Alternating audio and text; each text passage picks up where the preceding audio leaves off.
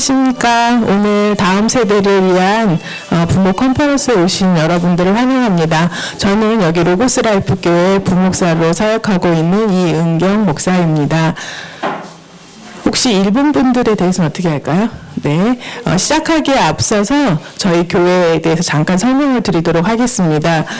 들어오시는 입구에 슬리퍼가 있습니다. 그래서 여러분 신발은 벗으셔서 색깔을 보시면 위에가 슬리퍼 단이고 밑에가 신발을 집어넣는 칸입니다. 그래서 신발을 아래에 넣으시고요. 위에 슬리퍼를 넣어주셔서 이 교회 안에서는 슬리퍼를 사용하시고 해주시면 좋겠습니다. 教会内では専用のスリッパの方を使ってください。そして、履物は下の段に入れるところがありますので、その段を使ってほしいと思います。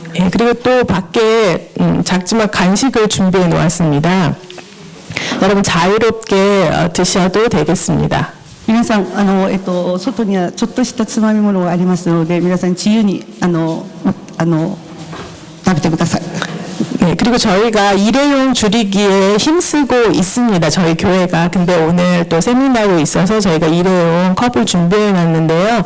그 뚜껑이 달린 커피컵은 가능하면 하루에 한 분이 한 개씩만 사용할 수 있도록 이름을 적으시든지 아니면은 그걸 좀 지혜롭게 이용해 주시면 감사하겠습니다. 今日は皆さんを招いているということで、1回限りのコップを使っているんですけれど、皆さんそれぞれがそれぞれの印をつけて、今日1日は一つで使用してください。よろしくお願いします。 네, 그리고 물을 드시고 싶으신 분은 오른쪽 안에 들어가는 바로 우편에 정수기가 있습니다. 그 물을 お 드시면 水が 됩니다. 欲しい方は手って右側に浄水器ありますので、そちらの方をご利用ください。 네, 그리고 오늘 오전 집회 한 번, 오후 집회 한 번 있는데요. 오전 집회가 끝나고 나서는 점심시간에는 주변에서 각자 점심을 해결하시고 1시까지 와주시면 좋겠습니다. 午前の集会がありまして、その後にまた午後の集会になりますが、その間の昼食を取るときは周りにいろんなところがありますので、こぞって皆さんご利用ください。そして1時までに戻ってくだされば幸いです。 네, 그리고 저희 교회에 화장실이 2개 있습니다. 남성용 화장실 하나, 여성용 화장실 하나 있어서 여러분들이 좀 인원수가 많기 때문에 지혜롭게 쉬는 시간 이용해서 사용해 주시면 좋겠습니다. 教会にはトイレが2つ用意されてありますが、男女別になっておりますので、皆さんちょっと譲り合いながら、忙しい方を先に譲りながら使ってほしいと思います。 네, 그리고 점심 말씀드렸는데 밖에서 드셔도 되고 저희 건물 1층에 그 도시락 전문점이 있잖아요. 거기서 사서 여기 오셔서 드셔도 되는데 皆さんどっかお店に行って召し上がってもいいと思います。でも1階の方にオリジン弁当がありますので、そこでもし気に入ったものがありましたら、それを召し上がってほしいと思います。教会の中使用許可です。大丈夫です。 목사님, 장 목사님, 식사 이 본당에서 해도 될까요? 네, 식사 이 본당에서 해도 된다고 하시니까요. 자유롭게 사서 드셔도 될 것 같습니다. お弁当だったら買って、そしてこの中で召し上がってください。 네, 그리고 이 교회 사용에 관련된 제반적인 건 저한테 질문을 해주시고 프로그램이나 또는 장비 사용이나 이런 기타 등등은 집행부에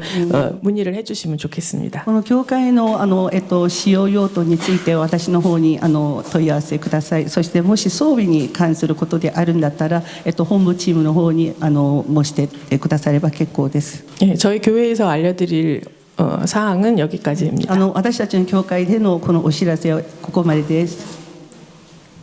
네, 그리고 시작하기 앞서 그래도 회장이 저희 로고스 라이프 교회니까요. 저희 로고스 라이프 교회 담임 목사님 한번 소개해드리고 저는 마치도록 하겠습니다. ロゴスライフ教会の担任先生であられるチャン先生です。はい、どうぞ。 마스크.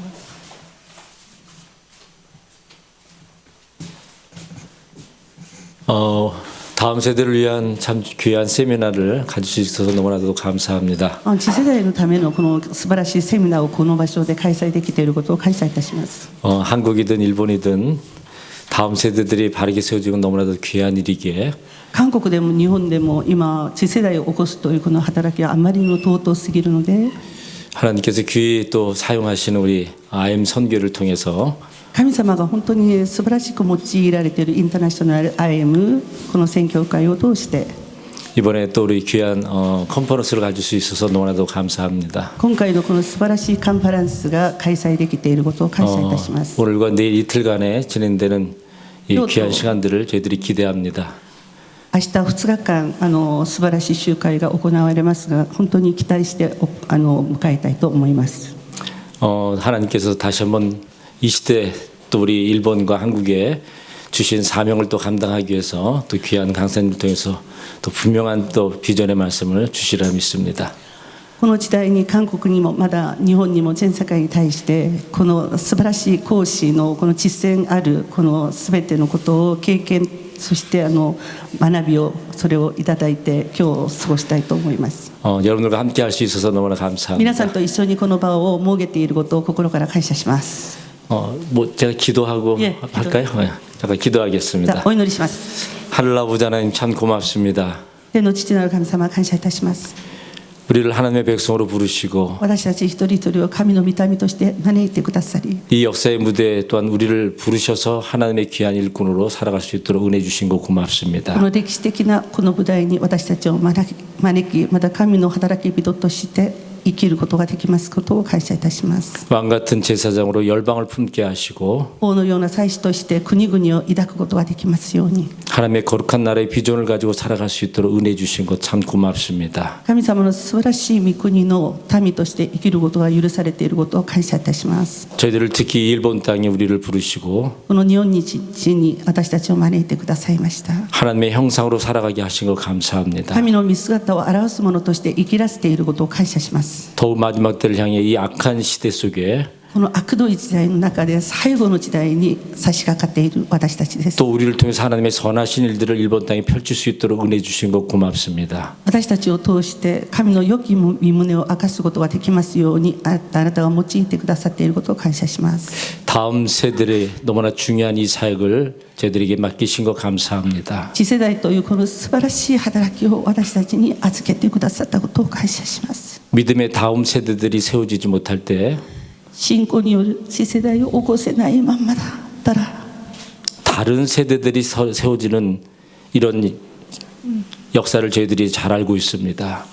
神を知らないまた他の世代が起こされてしまうという歴史を私たちは知っています。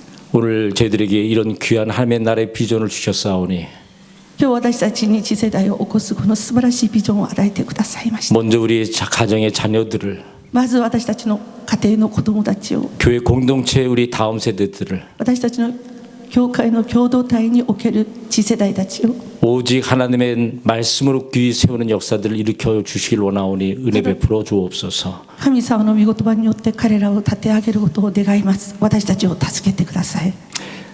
이 귀한 사역을 위해서 하나님이 세우신 우리 아임 선교를 축복합니다. この素晴らしい働きのために神様が用いてくださっているインターナショナルミッション IM を祝福します。 하나님께서 귀한 분들을 통해서 또 일본 땅에 이 다음 세대를 세우는 귀한 사역들을 펼치시니 감사합니다.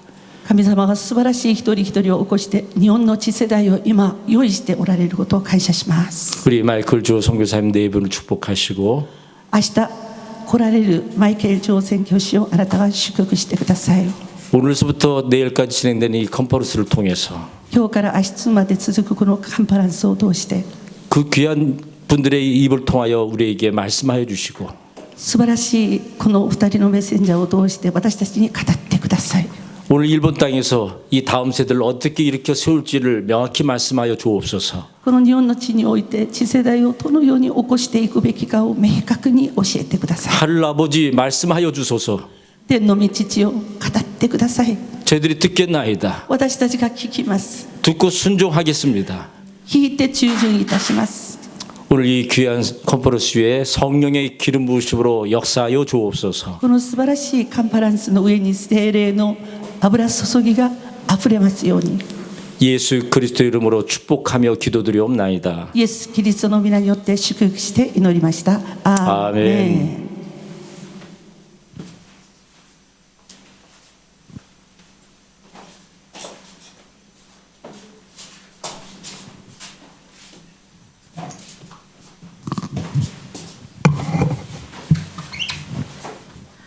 아, 네, 여러분 반갑습니다. 皆さんお会いできて感謝です。 한국에서 온 레베카 선교사입니다. 韓国から来たレベカと申します。 반갑습니다. 아, 네, 한국에서 왔는데 이름이 왜 레베카인지 안 이상하신가요? 私が韓国から来たのになぜレベカ、皆さんと思いませんか？ 레베카는 이제 성경에는 리브가라고 한국말 리브가라고 나오는 이삭의 아내의 이름이죠. レベカは皆さんご存知の通りイサクの妻ですよね。 이 레베카라는 이름을 가지게 된 이유는 제가 필리핀에서 2013년도부터 2019년도까지 한 6년을 지냈어요. レベカの名前を持てるようになったのはフィリピンなんですけれど、2013年度から2009年ぐらいまで6年間私はその地におりました。 그래서 선교사로 살고 또 이제 외국 사람들하고 같이 살다 보니까 宣教師としてそこで私は生きているんですね。 네, 영어 海 이름을 外の人たち 가져야 と一 돼서 緒に暮らさなければならないということで英語の名前が必要になって、 네, 그때부터 이제 저는 레베카라고 불리고 その時 있습니다. から私の名前はレベカになってそういつも呼ばわれています。 제가 이제 필리핀에 그렇게 지내고 또 중국도 한 3차례 방문을 했었어요. フィリピンの方で働きを始めて、そして中国の方も3度ぐらい私は訪問しています。 근데 일본은 이번이 첫 いい 방문입니다. ですか？日本は初めてなんです。ここが 한국하고 너무 가까운데 한국도- 이제야 와 봅니다. すっごく近い国なのになぜか私は今日が初めてなんですね。 그리고 저도 선교라고 생각해서 제가 선교사니까 해외 선교를 생각했을 때는 일본보다는 아프리카 뭐 그 태국, 동남아시아 그리고 이쪽 남미 뭐 이런 쪽이 먼저 떠오르는 거죠. ですね、宣教師となってから宣教って言ったらね、もういろんな遠い国をこう連想してしまう。そして日本はなぜかこういなかったんですね。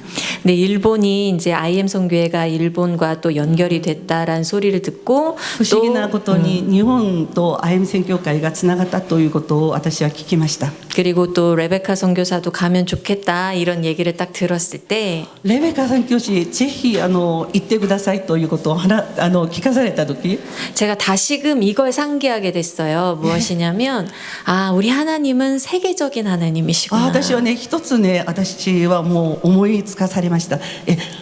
神は世界的な神である。 하나님은 온 열방의 어느 곳에나 계신 하나님이구나. 私たちの神は国々に住まわれている神様なんだなということです。 이 하나님이 세계적인 하나님이라는 건 몇 가지 의미가 있습니다. 神様が世界的な神であるということにはいくつか意味があります。 첫 번째는 뭐냐면 하나님은 기독교만의 하나님이 아니시라 온 우주의 창조주시라는 거예요. 神様は何もキリスト教だけの神様ではなく、すべての宇宙万物を創造なさったすべての神であられます。 그리고 두 번째는 뭐냐면 하나님을 믿는 사람들은 이 국경, 이 인종을 초월해서 모두가 같은 하나님의 백성이라는 거죠. 2番目は神を信じる者は国境民族を超えてすべてが神の身元において同じ神の民ということです。 그래서 하나님이 세계적이니까 우리도 세계적이어야 되는 거예요. そういうわけで神様が世界中の神でありますから、私たちも世界中の人にならなければならないということです。 네, 그리고 세 번째가 굉장히 중요한데 3番目本当に重要なんですが、 이 하나님의 백성들은 神様の民は 하나님이 주인이신 이 만방을 통치할 사명이 있다는 거예요. 神様がもうすべての主人であられるから、私たちも神様に見習ってすべての本当に主人の役割を担わなければならないということです。 그래서 우리가 매 주일날 같이 교회에 모이지 않습니까? 私たちは毎週教会に集まりますよね。 매 주일날 모이는 거는 어떤 의미예요? 바로 하늘에 계신 우리 하나님을 왕으로 인정하는 의미예요. 毎週私たちが神の前に集うということは何かと、私たちの神である主を私たちの神として認めた上での礼拝なんですね。 그리고 우리가 지금 국경을 넘어서 이렇게 일본과 한국의 국경을 넘어서 하나로 모이지 않습니까? 今今日本韓国というこの国境を越えて私たちは一つになって主の前に集まりました。 이것은 우리가 한 하나님의 한 백성이라는 의미죠. これは私たちは一人の神の一つの民であるという印であることを信じます。 그리고 오늘 우리가 이제 컨퍼런스라는 이름으로 모였는데 우리가 여기 모여서 전략을 구상합니다. 私たちはカンパランスという名のもとに今集まりました。ここで私たちは、構成しなければならないの戦略であります。 함께 방향성을 설정해 갈 거예요. 同じ方向性を今日定められたら幸いと私は思います。 왜 이러고 있을까요, 우리가? なぜ今私たちはここに集まって今いるんでしょう 오늘 か。 왜 모인 な 것일까요? ぜ集まったんでしょうか。 이것은 우리가 그저 어떤 한국에서 온 한 사람의 세미나를 듣기 위해서가 皆さんが 아닙니다. 韓国から来た一人の人のセミナーを聞くために集まったということではありません。 우리는 지금 세상이 할 수 없는 일을 하려고 모인 유일한 자들이에요. 私たちは今世ができないことをするために一箇所に集められています。 우리는 우리 자신을 좀 되게 특별하게 생각해야 될 그 이유가 있어요. 私たち自身が自分が特別な存在であるということを特別に思わなければならない理由があると思います。 우리를 특별하게 생각해야 돼요. 私たち自身こそ自分が特別な存在であることを意識するべきだと思います。 저희가 IM 선교회가 2006년도에 시작했거든요. IM宣教会2006年が始まりです。 그때 저희가 아무 돈이 없었어요. その時ですね、私たちはねもう一人ぼっちのような存在だったんですね。 왜냐하면 마이클 선교사랑 저랑 マイケル宣教師と私 7명의 청년들이 처음 시작했어요. 7名の青年たちによって発足された会です。 청년들이 무슨 돈이 있습니까? 皆さんご存知の通り青年たちは使うのに忙しい世代なんですね。だからお金がないんです。 헌금이 나오지 않았어요. 献金そのものがもう乏しい。 이제 마이클 선교사가 사역이 시작하기 전에 유명한 영어 강사였어요.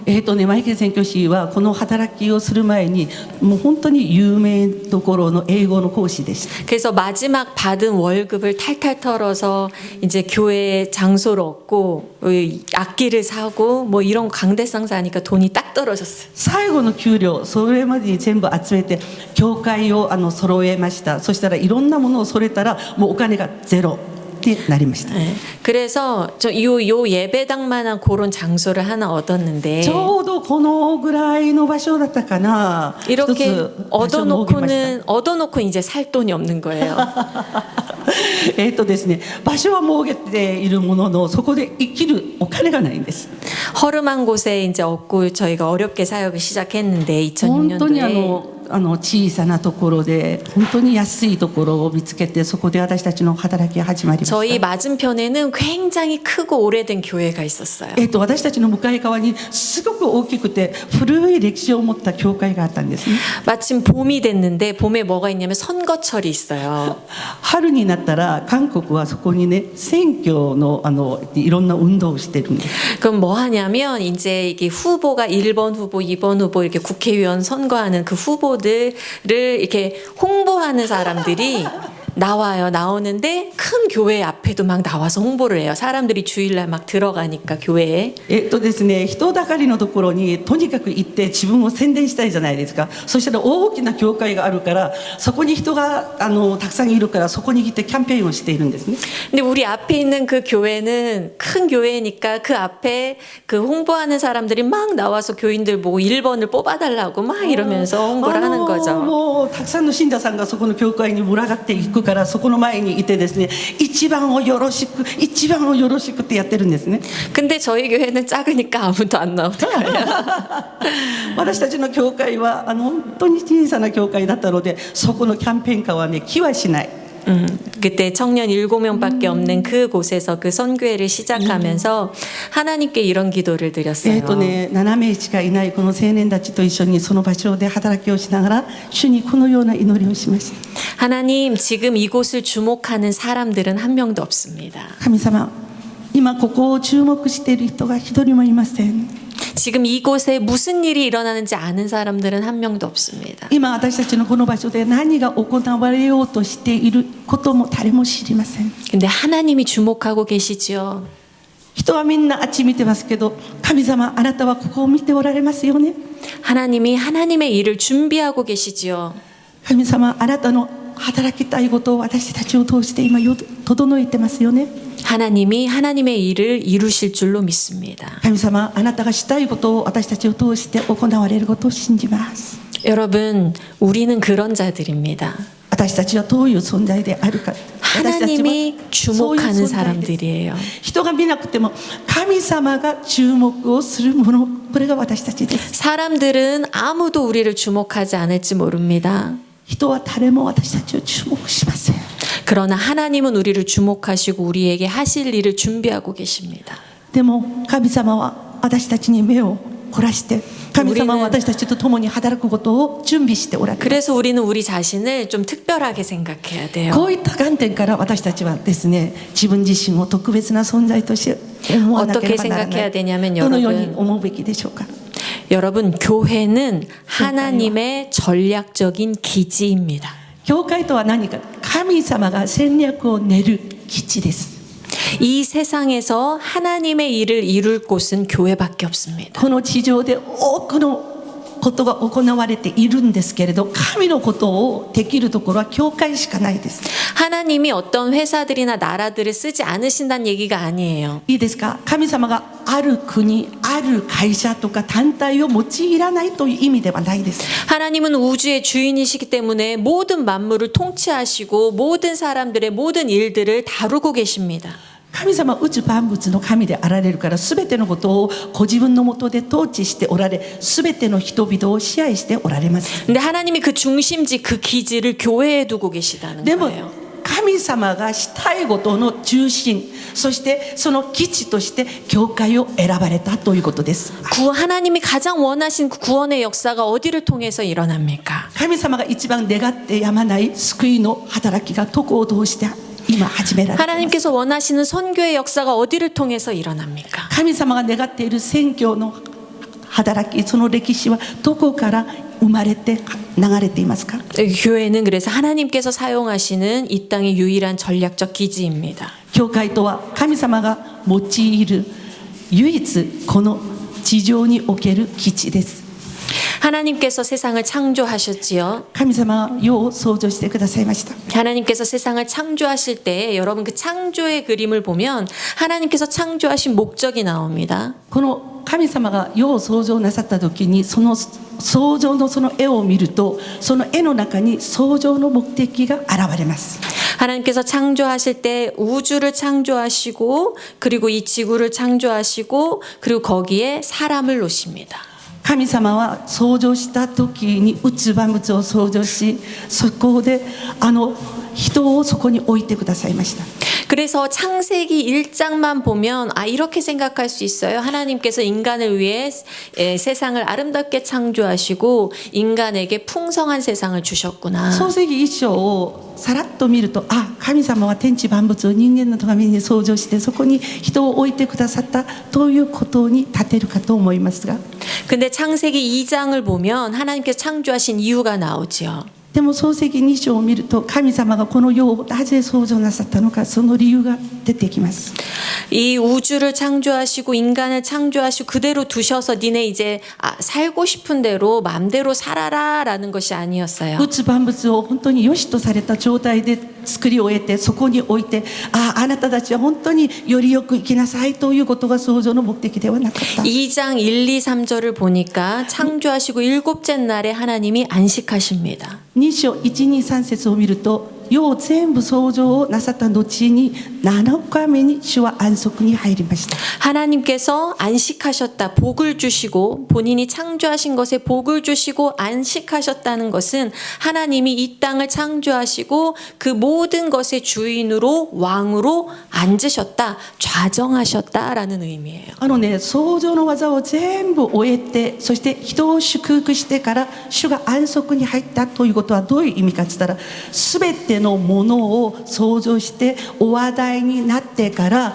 安息になされて入った方が一番の王であるという印でもあります。 그리고 하나님이 그 창조하신 인간을 지구에서 특별히 에덴이라는 곳을 선택해서 거기에 그 인간을 두십니다. 神様が創造なさったその創造の世界の中からもう一番良しとされたエデンというところに自分に似せて作られたものを置いてくださいました。 그리고 거기서 굉장히 중요한 일을 하나 하십니다. そこでですね、神様は素晴らしいことを一つなされるんですね。 바로 인간이 살 수 있는 법을 정해 주신 거예요. 人間がその神の作られた世界で生きられるように法律というものを置いてくださったんです。 너는 선악을 알게 하는 나무의 열매를 먹지 마라. あなたは善と悪を知るようにする実を食べてはならない。 하나님이 제정하신 법이죠. これが神様が人間に与えてくださった制定された第一号の法律です。 그리고 그 에덴을 통해서 하나님은 생육하고 번성하는 그 토대를 만드십니다. そしてそのエデンという地を通して神様は産んで増えて地に満ちるその土台作りをなされました。 왕이신 하나님이 계십니다. 王なる神様がおられます。 그 하나님이 법을 제정하셨습니다. その王様である神様が法律というものを制定しました。 그 법을 받은 인간은 그 법대로 이 땅 하나님께서 주신 그 땅에서 그 법대로 생육하고 번성해야 합니다. その法律を制定なさった方がこの法律の範囲内で産んで増えて地に満ちていきなさいと決めておりました。 자, 창조의 의미가 무엇인가요? 무엇이 형성됐지요? 바로 왕과 그 왕의 법을 따르는 백성, 그 백성이 거하는 영토. 創造のその原則の中に何が制定されましたか。創造なさった方が一番上なる王となり、その王の下で人が産んで増えて地に満ちるというこの法則を設けられたのです。 하나님의 창조의 목적은 바로 하나님 나라 건설이라는 거죠. 神様の創造の目的は何か、すなわち神様の御心にかなった国を建設するということです。 여러분 이것이 원형이라는 것을 생각해야 됩니다. これを典型として皆さんが考えてほしいと思います。 우리가 진화론적으로 생각하면 안 돼요. 私たちこの創造に関して進化論的なことで創造のことに語ってはならない。 무슨 말이냐면 인간이 살다가 인간이 진화하며 살다가 모여 살 필요가 있어서 모여 산 게 사회가 아니라는 거예요. すなわち人間が生きていて、そしてお互いに群がって生きることが必要だから社会ができたということではないです。 살다가 그 사회의 개념에 맞춰서 사회마다 만들어낸 게 법이 아니라는 거예요.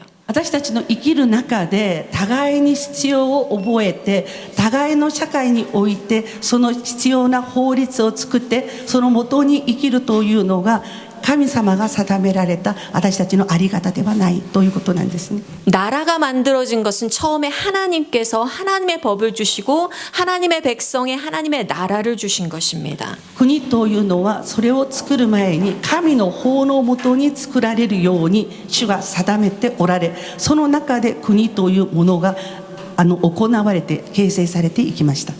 그런데 거기에서 어떤 일이 일어난 거죠? 바로 이 인간이 왕이신 하나님께 반역하는 일이 일어난 거죠. その素晴らしい神様の定められたもとで生きられず、人間の弱さによって反逆の事件が起きてしまいました。 그래서 선악을 알게 하는 나무의 열매를 먹은 것은 단지 실수가 아닙니다. だからこの善悪の知る実を食べた、失敗してうっかりと食べてしまったのかな。いいえ、そうではありません。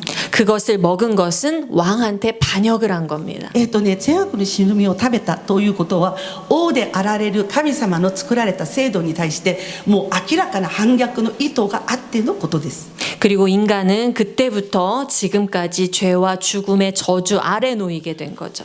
人間はあの時以来罪と死のもとに生きる存在になってしまいました。 그래서 여러분 하나님께서 우리를 구원하길 원하신다라는 의미는 神様が私たちを救いたいと願っているというこの意味は何でしょうか。 너희를 내가 천국에 데려가기 원한다는 의미를 넘어서는 거예요.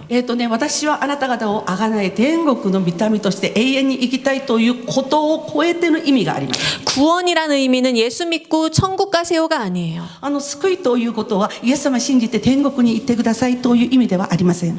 한국에는 이렇게 팻말 들고 다니는 사람이 있습니다. 예수 천국 불신지옥. 韓国にたまにですけどプラカードを持ってね、イエス天国不信地獄、この2文字を掲げてこう歩く人がいるんです。 물론 그 말이 틀린 건 아닙니다. それが否定するべきことではないんですね。間違って 근데 はない。 그게 다가 아니라는 でもね 거예요. これが全部ではないということです。福音は 예수 믿고 천국 가면 돼. 이렇게 얘기하면 イエス様信じたら天国に行くということ。 그러면 뭐라고 말합니까? 이쪽에서는 부처 믿고 우리는 극락 왕생할 거야. イエス様信じたら天国に行くよって仏教の信者はブッダを信じて私たちは極楽に行くっていう。 다른 편에서는 돌을 쌓아서 갈 거야. ある人たちはね精神統一してそしてね清く正しく生きて私はいいところに行く。 예수 믿고 천국 가는 게 구원의 목적이 아니라 구원은 하나님 나라의 회복에 있습니다. イエス様を信じて天国に行くということが救いの最終目的ではなく、救いというのはこの地上に神の御国を回復するところにあります。 하나님이 왕이시고 우리가 그분의 백성 되고 그분의 법에 순종하는 그 하나님의 나라가 다시 세워지는 것이 하나님의 구원의 목적입니다. 神様は救いの目的として神自身が私たちの王となり私たちがその民となってそしてその御心を行いながらこの地上で生きることそれを目的としています。 그래서 여러분 잘 생각해 皆さんよ 보시면 く覚えてください。 출애굽기에 하나님께서 구원해 주신 장면이 出 나옵니다. エ記を見ると神の救いの事件が出てきますよね。 하나님께서 이스라엘 백성을 이집트에서 구원을 해 놓으십니다. 神様はイスラエルの民をエジプトからあがなってくださいました。 근데 그때 구원할 때 어떤 방법을 その 사용하십니까? 時主がなされた方法を皆さん思い出してください。 이스라엘이 자기애가 뭔가를 잘 해가지고 구원받은 게 아니죠. イスラエルがなんかねそれらしいことをして偉い状態で救われたということではないんです。 이스라엘 백성 그냥 가만히 있는데 하나님께서 이집트에 10가지 재앙을 부어주십니다. イスラエルの民はね黙っているのに神様は救いのためにエジプトに中の災難を降り注ぎました。 그리고 그 마지막 재앙이 이집트 땅의 모든 장자를 죽이는 その 재앙이었어요. 最後のその災難それがエジプトのすべての長子が死ぬというものでした。 그 땅에 죽음이 임하는데 어떤 사람이 사냐면 하나님께서 말씀하신 대로 그 집의 문설주에 어린 양의 피를 바른 집은 거기 그 땅의 장자가 삽니다. あの国に死が及びましたが神が仰せられた御言葉通り門と門中に贖いの血を塗ったところだけが贖われていきました。 구원은 어떻게 얻을 수 있다는 거지요? ということは救いはどのようにして得られるということでしょうか。 구원은 바로 누군가가 나를 대신해서 희생할 때, 누군가의 피가 나를 덮어줄 때 구원받을 수 있다는 こ 겁니다. れらのことを通して私たちが得るべきは救いというのは私たちの代わりに誰かが血を流した時その血を流されたことが全うされた時私たちの救いにつながるということなんですね。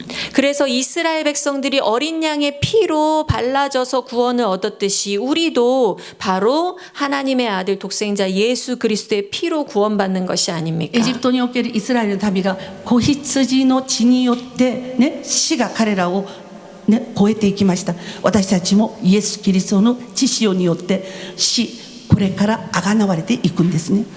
그런데 그게 끝이었다면 거기서 이스라엘 백성을 구원해 내고서는 이제 야 내가 너한테 가나안 땅을 줄게 가서 잘 살아 하시면 됐어요. それが終わりであったならばどれだけ幸いなことでしょう。イスラエルがあがなわれてからそれがそのまんま私たちにとどまったとしたらそれ以上本当に幸いなことはなかったんですね。 근데 돌연 어떤 일이 일어나면 하나님께서 이 이스라엘 백성을 시내산이란 곳에 데리고 갑니다. 突然ですねあがなってくださってから神はイスラエルの民を連れて行くよ行くよっつってシナイ山に行きます。 그리고 그 시내산에 가서는 그들한테 십계명 율법을 주십니다. そしてシナイ山に行って彼らに10回というこの律法を与えてくださいました。 그래서 출애굽기에 가보면 어떻게 얘기하냐면 하나님께서 이들한테 神様は彼らに 너희는 모든 민족 중에 내 소유가 됐다. あなた方はすべての民族の中で私の所有であると言います。 너희가 나의 제사장 나라다. あなた方は私のための祭司の国である。 너희가 거룩한 백성이다. あなた方は聖なる民だ。 하나님께서 이스라엘 백성을 자기 거라고 하세요. 神神様はここでね、あなた方はと言ってイスラエルの民を自分のものだと言ってるんです。 그들한테 법을 주셨어요. 彼らに法律、律法を与えてくださいました。 구원의 목적이 뭐라는 거죠? 救いの目的は何でしょうか。 하나님이 왕 되시고 神が王となり、まずは 이들이 백성이 돼서 私たちが民となって 하나님의 법을 섬기는 神の定められたその律法に仕える 하나님의 나라가 만들어지는 것이 구원의 神 목적이라는 の 겁니다. 国が行われつつあるのが救いの第一の目的だということです。 그리고 이들한테 제사장 나라다라고 얘기했어요. そして彼らにあなた方は祭司の国だと言います。 왜냐하면 이들은 지금 구원을 받아서 하나님 것이 됐는데 彼らは救われて神のもの所有となりました。 아직 하나님 것이 되지 않은 사람들이 있는 거죠. 見たところ神の民じゃない人たちがもっと多いんですね。 그래서 이들은 제사장처럼 하나님과 이 세상을 연결하는 역할을 해야 되는 거예요. イスラエルの民はまだ贖われていない人々の救いのために自分が祭司となってこの神と人をつなげる役割を担うように神から責任を与えられました。 자, 이 이스라엘 백성이 구원받을 때 그 어린 양은 무엇을 예표하는 겁니까? イスラエルが贖われた時に現れているこの子羊は何を予表していますでしょうか。 바로 예수 그리스도지요. イエス・キリストを予表しているんですね。 예수님께서 2000년 전에 이 땅에 오셨습니다. イエス様は2000年前にこの地上に来られました。 그리고 이 땅에서 33년의 삶을 사시고 この地上で33年間の人として生きられ 십자가에서 피 흘려 죽으셨습니다. 十字架の上で血を流して死んで 그리고 くださ 3일 いま 만에 した。 부활하셨지요. 後3日目に彼は復活したのです。 자, 그 의미가 무엇입니까? その意味をちょっと考えてみましょう。 인간이 받아야 될 그 죄와 죽음의 저주를 예수께서 십자가에서 대신 받으셨다라는 거죠. 私たち人間が受けなければならない罪の罪過、そして呪いをイエス様が上で私たちの連帯保証人として受けたということです。 그래서 그 예수님을 믿으면 그 예수님이 흘리신 피가 우리한테 유효하게 돼서 우리 죄가 용서받는다는 겁니다. そのイエス様を信じた時、イエス様が流されたその血が私たちに有効化されて、そして贖いは完成し救われるということです。 그리고 그 예수님께서 이 땅에서 인간을 대신해서 모든 하나님의 법을 지키는 33년의 삶을 사셨죠. イエス様はこの地上に来られて私たちの人間を代表して全ての罪の中に生きながら罪を知らない方として人の子を私たちを完成してくださいました。 그래서 우리는 예수님 믿으면 죄만 용서받는 것이 아니라 그 예수님이 사신 그 의로운 삶, 그 의가 우리에게 전가가 됩니다. イエス様がこの地上にいて人の中でいながら罪の渦の中で罪を知らない方だったんですね。イエス様を信じた私たちもその中に属するものとして生きるようになります。 그래서 하나님께서 우리를 의인이라고 인정을 해주신다라는 イ 거예요. エス様を見習っていくそのような状況の中にいる私たちを神様は義人と呼んでくださったのです。 이건 우리가 행위로 구원받은 게 こ 아니죠. れは私たちの行いによるものではありません。 우리가 무엇을 노력해서 얻은 게 아니죠. 私たちが何かの努力によって得たものでもありません。 그 예수님께서 이루신 일이 우리가 예수님을 믿음으로 우리에게 전가가 됐다는 거지요. イエス様がなされたことを信じることによって私たちに全部来て私たちのものになったということです。 근데 여기서 끝이면 이렇게 예수 믿고 살다가 죽어서 천국 가면 되는 겁니다. これで終わりであるならばイエス様を信じてそのまま生きて天国に行けば私たちの全てのことはもう終わりです。 근데 그게 구원의 목적이 で 아니라는 も 거예요. 主が私たちを作られたその救いの目的はそこではありません。 거기서 끝나면 우리는 기독교를 반만 알고 있는 거예요. ここで私たちがもし終わるとするんだったら私たちはキリスト教を半分しかしていないものになります。 거기서 끝나면 안 되고 예수님께서 왜 승천하셨는지를 알아야 됩니다. ここで終わるということではなくイエス様が何で焦点なさったのかその意味に私たちは到達しなければならない。 예수님은 지금 어디 계십니까? 今イエス様はどこにおられますでしょうか。 아이들한테 예수님은 어디 계시니? 이렇게 물어보면 뭐라고 대답할까요? 子供たちにねイエス様今どこにおられるって言ったら 아이들이 이렇게 얘기하죠. 子供 내 たちこう言うんです 마음속에요. 私の心の中 우리는 이렇게 가르치죠. 예수님 우리와 私 함께 たち 계시다. が、ね、教えてるから、イエス様は私たちと共にいるよって教えたから、子供たちもこうやって言うんです。 근데 예수님 우리와 함께 계신 거는 사실은 예수님께서 우리에게 성령님을 보내주셔서 그렇지요. イエス様が私たちと共におられるということはどうやって認識できるかといったら、イエス様を知るように導いてくださる御霊による働きなんです。 정확하게 얘기하면 예수님은 승천하셔서 하나님 보좌 우편에 계십니다. 正確にお話しするならば、イエス様は今装填して神の右に茶した参りの方です。 그 말은 뭐냐면 예수님께서 승천하셔서 왕으로 좌정하고 계시다는 거예요. いわゆるこの言葉の意味は、イエス様を昇天してから、そして王として神の右に茶した参りの方だということなんですね。 왜요? 지금 구원받은 이 백성들이 이들이 하나님의 백성이 돼서 왕의 통치를 받고 있다라는 거예요. イエス様がその神の右に茶した参り、救われた私たちの王となって、そのイエス様の統治を受けて生きているのが今地上にいる私たち一人一人だということです。 구약에서는 이스라엘 백성을 구원해서 이스라엘 백성에게 실제로 눈에 보이는 땅을 줘서 그들이 나라를 이루게 했지요. 旧約時代を見ると、イスラエルの民をあがなった後に、その見える土地を与えて、カナンの地与えて、そこで住むようにしてくださいました。 근데 신약에서는 예수님께서 이 신약의 모든 예수様. 담을 허무셨어요. 新約のイエス様はこの地上だけではなく、天上に至るべき道へのすべての壁を撤廃してくださいました。 그래서 이스라엘만 하나님의 백성이 되게 하신 것이 아닙니다. イスラエルだけあがなわれて神の民ということ、これを撤廃してください。 원래 목적대로 하나님께서 모든 백성을 하나님의 백성 삼기 위해서 예수님께서 이제 그 복음이 모든 민족에게 가게 한 거예요.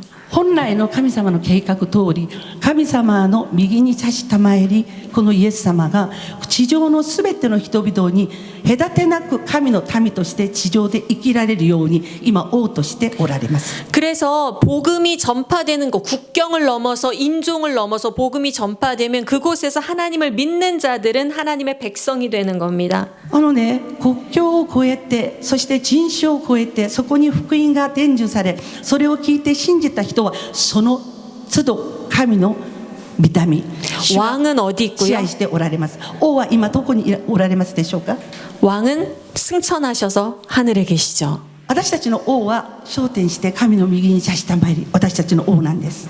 예수 믿는 자들은 백성이죠. イエス様を信じている私たちは、彼があがなってくださった一人一人の民です。 그리고 그들은 지금 어디에 있습니까? 흩어져 있는 거예요. 전 세계에. 民と言われている私たちは今どこにいますか。全世界に散らされて、それぞれの場所で神の民として生きています。 그렇죠. 그래서 골로새서에 보면은 어떤 말씀이 この 나오냐면요. 際にはこういう見言葉が出てきます。 그가 우리를 흑암의 권세에서 건져내사 그의 사랑의 아들의 나라로 옮기셨다. 彼は私たちを闇の国からあがない足して愛する御子の国のことまた民としてくださった。 신약에는 눈에 보이지 않게 옮겨진 거예요. 旧約では見える形でカナンの地に移されたんですよね。新約では見えない形で神の民、神の国に移されました。 그래서 빌립보서에는 하나님의 백성들을 하늘의 시민권자다라고 얘기해요. フィリピ書を見ると神の民を神の天の御国の市民権者と書いてあります。 저는 대한민국 국적입니다. 私は韓国の国籍を持っています。 여기 일본 국적을 가지신 분이 있을 ここ 거고요. には日本の国籍の方もいますでしょう。 제가 필리핀에 가면 거긴 필리핀 국적의 사람들이 私が 있습니다. フィリピンに行くとフィリピン国籍を持っている方々がそこにいます。 그런데 우리는 공통점이 있어요. でもね、私たちには共通点があるんですね。 영원한 정체성이 있어요. 永遠なるこの招待性というものがあります。 하늘의 시민권이 있다라는 私たち 겁니다. のアイデンティティは天の市民権ということです。 그런데 그것이 언젠가 완성될 날이 옵니다. それらのことがいつかですね、完成する日が来ます。 요한계시록에 보면 이렇게 나와요. ヨハネの黙示録を見るとこういう言葉が出てきます。 요한계시록에 보면 이 땅이 새 하늘과 새 땅이 될 것이다. この地上に新しい天と新しい地が現れる。 그리고 하늘에서 거룩한 성 예루살렘이 내려올 것이다. 天からこう花の嫁のように着飾った新しいエルサレムが下ってくる。 그래서 하늘에서 음성이 나는데 뭐라고 얘기하면 天からの声がこう仰せられました。 하나님이 그들과 함께 계시리니 神が彼らと共におられ、 그들은 하나님의 백성이 되리라. 彼らは神の民となる。 그러니까 뭐냐면 마지막 날에는 最後の時私たちはですね、 마지막 날에는 이 모든 우주가 다 새롭게 된다라는 この 거예요. 全宇宙が新しくされるということで、 그리고 거룩한 성 예루살렘이 내려온다는 거예요. 聖なる都エルサレムが下ってくるということです。 그리고 하나님이 자기의 백성과 영원히 거하시는 하나님 나라가 완성이 된다라는 거예요. 神様が私たちと共におられるとはなる神の国が完成されるということです。 원래 하나님께서 처음에 이 세상을 창조하신 목적이 그때 완성되는 거죠. 神が私たちと共に生きるという創造の目的がその時に完成されます。 우리는 지금 그 사이에 있습니다. ちょうど私たちはですね、この間に住んでいるものなんですね。 이미 예수님께서 오셔서 하나님 나라는 시작됐어요. イエス様が来られたことによって神の御国はもう始まりました。 이미 우리는 하나님 나라에 속한 자들이에요. 私たちはもうすでに神の国に属しているものです。 이미 우리는 지금 일본의 수도 도쿄에 있지만은 私たちが今日本の首都この東京にいますけれど、 우리의 진짜 수도는 하늘입니다. 私たちの本当の都は天にあります。アメン。 우리의 진짜 수도는 위에 있어요. この上にあるんです。 근데 그 수도가 내려올 날이 온다라는 거예요. 上にある私たちの都が下ってくる時があるということなんですね。 근데 우리는 지금은 보이지 않지만 私たちの目には見えません。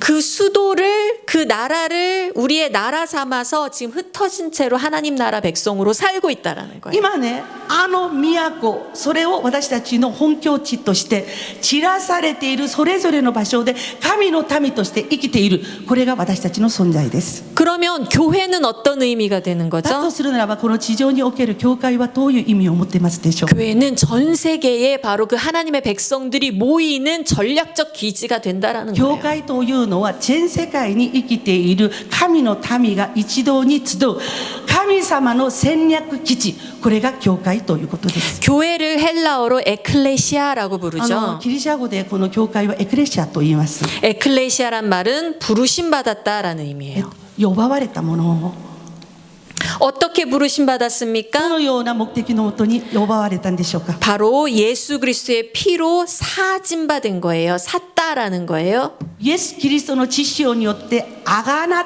たという意味があり、 예수 그리스도가 여러분 불쌍해서 옛다 내가 너희 건져줄게가 아니에요. イエス様が救った意味には、かわいそうだから私があがなってあげようという意味ではありません。 내가 너희를 데려와야 되는데 내가 그냥 데려올 수 없고 내가 죽어서 내 피값을 치르겠다.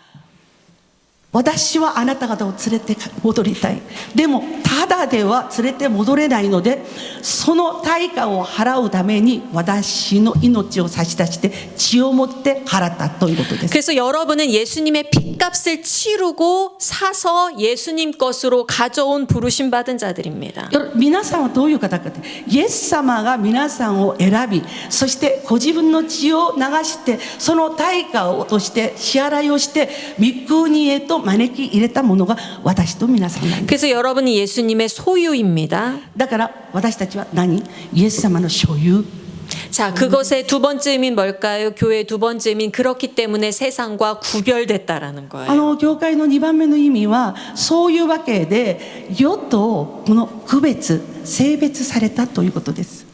여러분은 하나님의 뜻을 따르도록 하나님의 법을 따르도록 구별되었습니다. 皆さんは神の旨に従うようにと区別されたものとして選ばれました。 그리고 교회를 또 다른 말로 그리스도의 몸이라고 부르죠. 教会をもう一つの違う言葉でキリストの体と言います。 무엇입니까? 바로 여러분은 예수님을 볼 수 없는 세상에 예수님을 보여주는 가시화된 예수님의 몸이라는 겁니다. これはですね、イエス様を見ることができないこの世に対してイエス様を私たちの姿形で表している存在として皆さんがいるということなんですね。 가시화된 하나님 나라라는 겁니다. 見える神の国、これが私たちなんです。 여러분은 하늘의 수도를 두고 이 땅에서 세상과 본질적으로 구별된 부르심 받은 자들입니다. 皆さんはこの天上に皆さんの都を持って、そしてこの地上において区別されたものとして、性別されたものとして生きられるように主が選んでくださいました。 그렇다고 세상과 단절되어서는 안 되죠. だとしてね、区別性別、断絶、これダメです。 예전에 몇십 년 전에 한국에 이런 일이 있었대요. 韓国にね、何十年か前にこういうことがありました。 어느 이 시골에 농부가 농사를 짓고 있었어요. ある田舎にね、ある農夫の方がね、エッコラと輝かしています。 근데 그 논뚝길로 흰 옷을 입은 한 무리의 사람들이 쭉 지나가는 겁니다. 田舎道にね、真新しい人たちの一団がね、真っ白い洋服を着てね、こうやって歩いてるんですね。 그래서 그 농부가 너무 이상해서 물어봤죠. 어디들 가십니까? あまりにもすごいこう姿で集団だから、と思って、今皆さんどちらにって聞いたんです。 저 산에 올라갑니다. 山に行きますって言ったんですね。 산에는 왜 갑니까? なんで山に？ 오늘 예수님 오신답니다. 今日イエス様が頂に来るということです。 그리고 이제 가나보다 하고 농부가 하루 열심히 일하다가 날이 저물었대요. 関係ないことでへえと思ってまだ輝かしていて日が沈みました。 근데 오전에 산에 올라갔던 그 흰 옷 입은 무리가 쭉 내려오더랍니다. 午前中に真新しい洋服できれいに飾っていた人たちが降りてきたんですね。 그래서 왜 내려오십니까? 그랬죠. 今度はね、なんで下ってくるんですかって聞いた。 오늘 안 오신답니다, 예수님이. 今日はなんか来ないみたいです、イエス様は。 예수님은 어떤 이런 비밀스러운 무리들에만 나타나는 분이 아니에요. ですね、イエス様は秘密類にね、ある集団だけに現れる方ではないです。 비밀스러운 무리만 모여서 쏙닥쏙닥 우리끼리 막 우리 구원의 비밀을 알고 막 이런 분이 예수님이 아니에요. 秘密類にイエス様が知らされた人たちのだけにね、イエス様がね、イエス様がね、イエス様ね、そういう人たちだけに検定してこられる方ではない。 하나님은 교회를 세상 가운데 두셨습니다. 神様は教会というものを世のど真ん中に置いてくださいました。 한국에는 절이 많은데 韓国に行くとね、山の良いところは全部、ね、 절이 다 お寺が 산속에 ね、 있습니다. お寺があるんですね。全部山なんですよ、山。 그런데 교회들은 사람들이 사는 마을의 동네에 있어요. で、教会を見るとね、人だかりが多いところに教会があるんです。 왜냐하면 하나님께서는 이 세상 가운데 교회를 살라고 하셨어요. なぜかわかりますか？主はですね、山の奥ではなくこの世の中、人の中に教会を全部置いてくださった。 이 세상과는 구별돼서 하나님의 법을 따르지만 この地上で生きて人の群れの中で区別された人として神の法律律法を従って生きている存在でありながら 세상에는 목소리를 내어서 하나님의 뜻과 복음과 사랑과 구원을 선포하기 위해서입니다. この世においては私たちの声を大きくして神の御胸を伝えて愛憐れみ許しその恵みを伝える存在として私たちがいる。 그래서 하나님의 백성들을 더 불러 모으기 위해서지요. こういうことによって何をするんですか？神を知らない人々をもっともっともっともっと招き入れるためだったんですね。 그래서 교회가 세상의 희망입니다. 教会とは何か？世の希望です。 교회가 사람들이 모이는 기지입니다. 教会とは何ですか？神の人々が集まる世の基地です。 교회가 하나님의 백성을 훈련하는 기지입니다. 教会は神の民を訓練する基地でもあるんです。 교회가 하나님의 백성을 파송하는 기지입니다. また訓練を終えたこの一人一人を世に対して送り出すところも教会です。 목적이 무엇이라고요? 目的は何ですか？ 교회가 모이는 목적이 무엇이라고요? 教会がね、人が教会の中で集まる目的は何ですか？ 하나님의 나라를 회복하는 것입니다. 神の国を回復するために。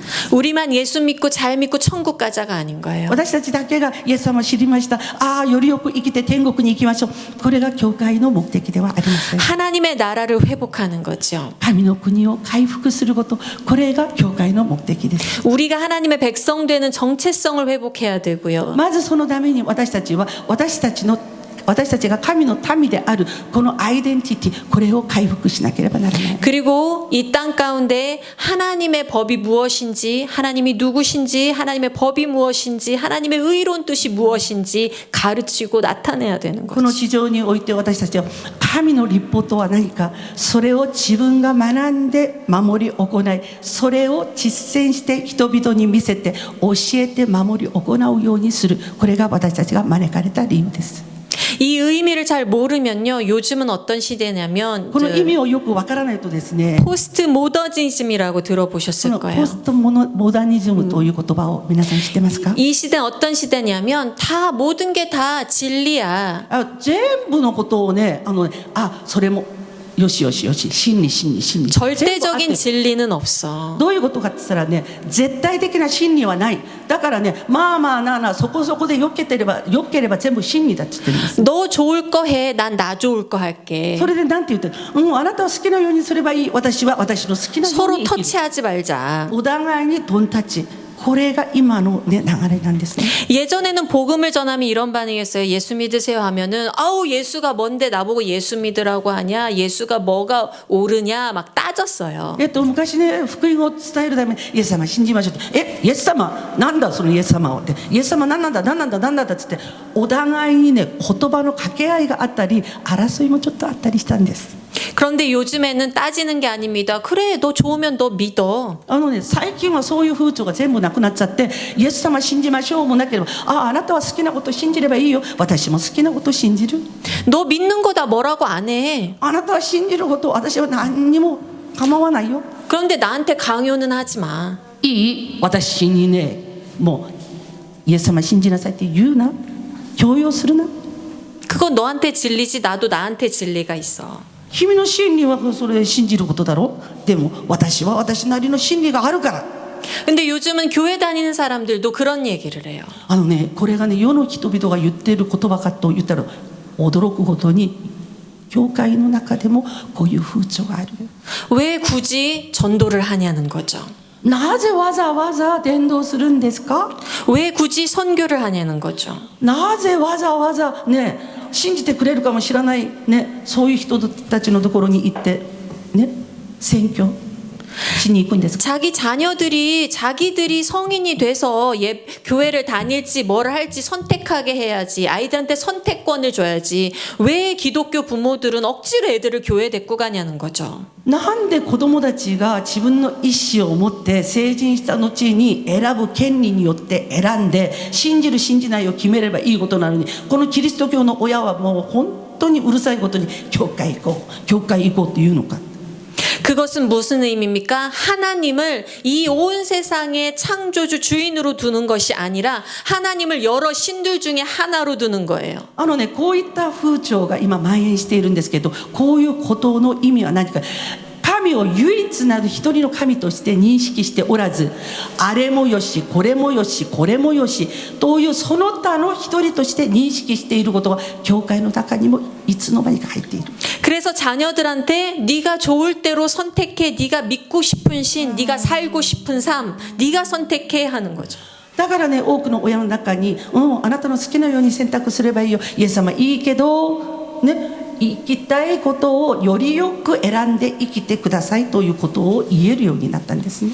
그러나 내가 하늘나라에 속했다고 아는 사람은 でもですね、本当に自分が神の御国に属しているということを知っている人であるならば、 이 땅의 주인이 하나님이라는 것을 아는 사람은 この天地万物の主人が神であるということを明らかに知っている方々は、 그리고 언제가 예수 그리스도께서 재림하실 때 이 땅에 심판이 임할 거라는 걸 아는 사람은 いつかイエス様が再臨の後に必ずこの地上には裁きがあるということを明らかにしている方々は、 자기 자녀가 영원한 멸망으로 가는 걸 지켜만 보겠습니까? 自分の子供をこれをしている人が永遠のこの滅亡に至る道にわけもなくこうやって行くのに、それをあなたの好きなようにね、はいはいって言えますでしょうか？ 자기 자녀가 그리고 내가 아는 사람들이 이 하나님의 나라에 들어올 수 있도록 복음을 전파해야 되지 않겠습니까? 自分の子供は自分が知っている愛する一人一人がこの神様の永遠なる国の一人となるために、福音を知っている人は伝えざるを得ないこれが福音でしょ。 우리는 문화 생활을 하고 있는 사람들이 아니에요. 私たちはね、文化生活の中で生きるものではありません。 교회에 나와서 고상하게 주일날 말씀 들으면서 아 나는 신께 뭔가 드리는 어떤 이런 행위를 했어라는 문화 생활을 하고 있는 사람들이 아니에요. 教会に来て、神様に対する義務、それを自分は果たしたという文化生活の一つとして信仰生活をするものが私たちではありません。 우리는 하나님 나라 백성입니다. 私たちは誰？神の国の民です。 그리고 하나님께서 본래 창조하신 대로 이 땅을 회복하실 때까지 우리는 그 백성들을 부르는 자들입니다. 神様がこの地上を満足するまでに回復するために私たちを主があらかじめ選んでくださいました。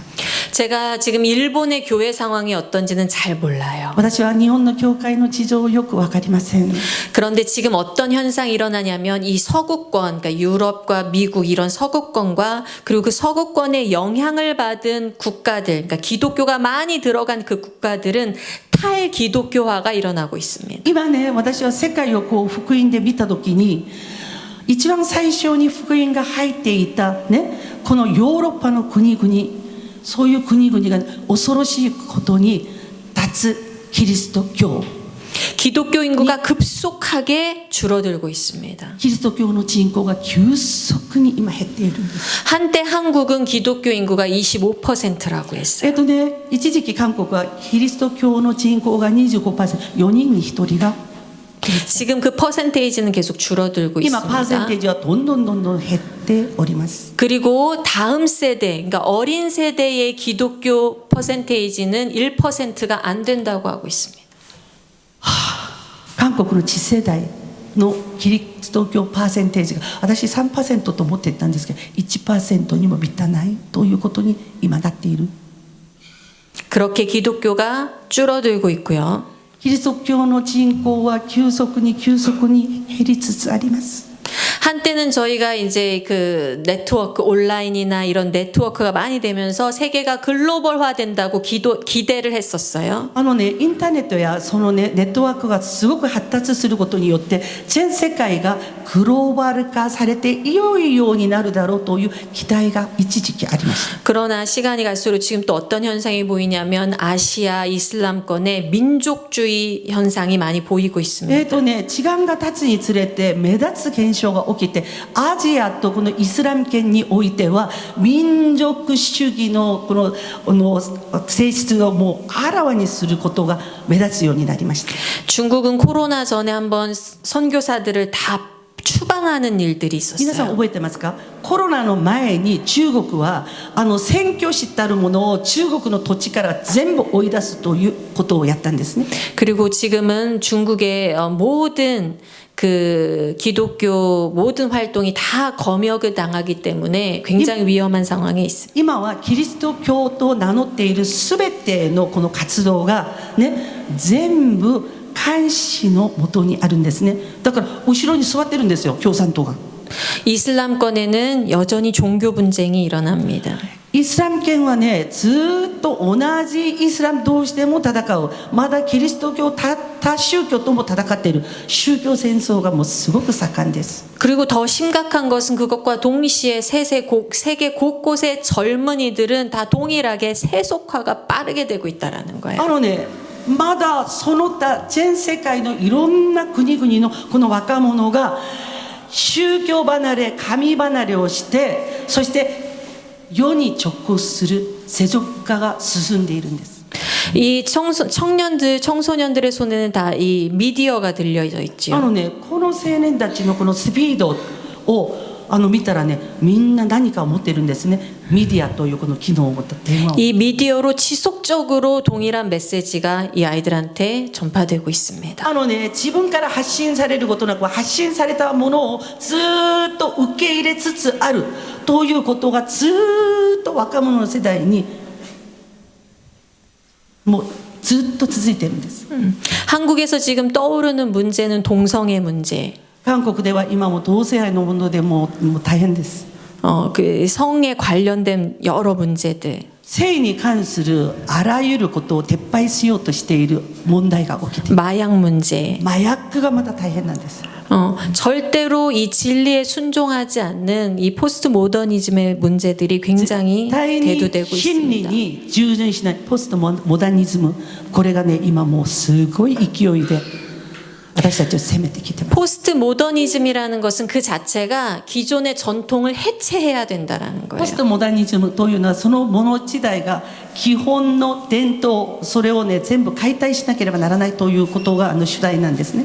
권위를 해체해야 된다라는 거예요. あらゆる私たちの上に立っていて良い権威もあったわけなんですね。その権威そのものを全部解体しなければならないというのがこの思想です。 그래서 개인의 권리, 개인의 자유를 외칩니다. 個人の権利、個人の自由、それをもう強く訴えている。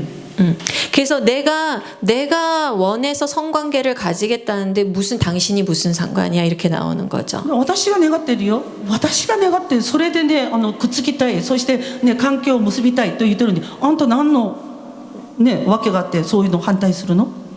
그래서 중학생, 고등학생의 성교육에서 그들을 성교육할 때 콘돔 사용법을, 그러니까 그들이 성관계를 청소년기에 성관계를 하면 안 된다. 그리고 자기의 몸을 소중히 여겨야 된다는 그런 성교육이 아니라 콘돔 사용법을 성교육에 한다라는 あの 겁니다. ねこの体をね次世代のために尊く用いて、そして結婚という素晴らしい制度の中で次世代を生むということではなく、今どうしてるか、体が容認するんだったらやっていいよ。